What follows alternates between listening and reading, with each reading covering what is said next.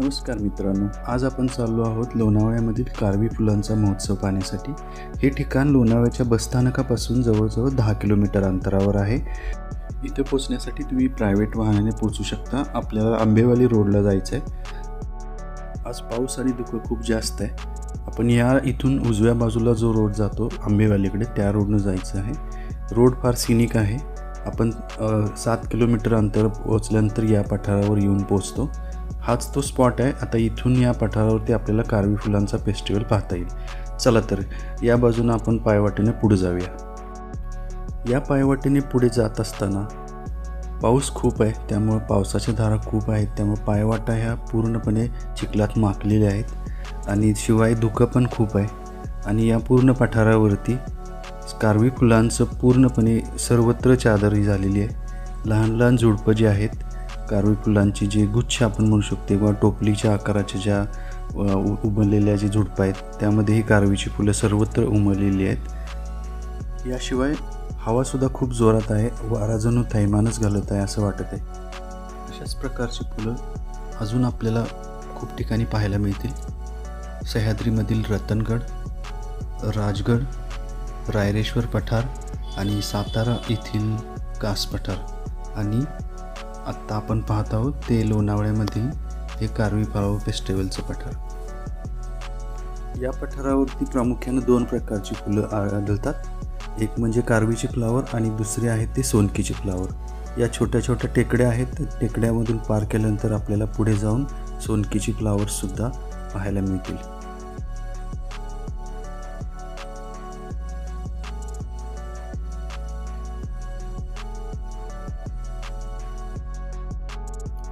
परत आता ढग यायला सुरू झालेत, हवा पण जोरात खूप सुरू झाली आहे आणि पाऊस येण्याची शक्यता वाटायला लागली आहे। आपण पाहत आहात हा टाइम लॅप्स, ढग येत आहेत जात आहेत, त्याप्रमाणे धुकं पण येऊन जात आहे। पाऊस याची वेळच झाली आहे परत आणि हळूहळू पाऊस सुरू झाला।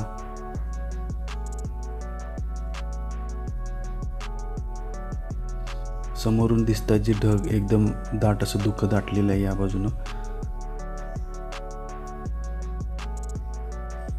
आणि थोड्या वेळानंतर पावसाला खूप जोरात सुरू झाली। अजून पाहत आहात की पाऊस हा अत्यंत जोरात सुरू झाला होता। पाऊस संपल्यानंतर धुकं पण खूप दाटलं होतं। इथून वाहणारा हा छोटासा पाण्याचा प्रवाह, त्या बाजूला आपल्याला सोनकीचे फ्लावर पण दिसत आहेत। धुक्यामुळे या सोनकीच्या फ्लावरना अजून खूप छान दिसत आहेत इथं।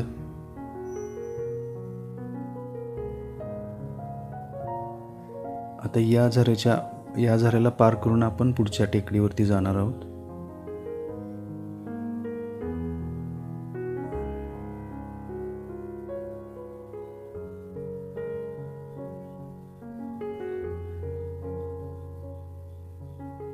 हवेच्या या मोठ्या प्रवाहावरती ही जी फुलं आहेत ती डोलत आहेत। ही सोनकीची फ्लावर या जागेवर मोठ्या प्रमाणावर होती। आता यांना पार करून आपण पुढच्या टेकडीवरती आलोय आणि समोर आपण पाहतच आहोत की कारवीच्या फ्लावरचा पुन्हा मोठ्या प्रमाणावर उमललेली आहेत।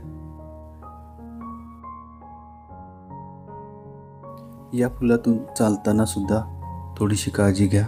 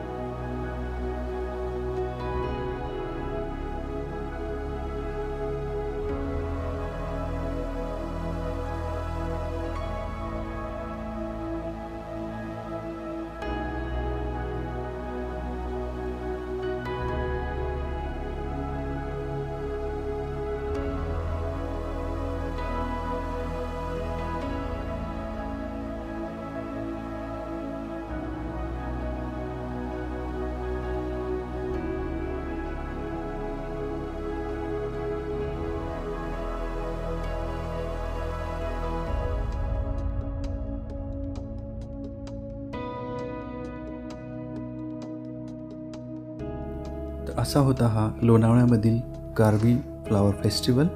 हाय, I am Ajit Kumar, signing off for the day. Stay safe and have a safe travels. Bye.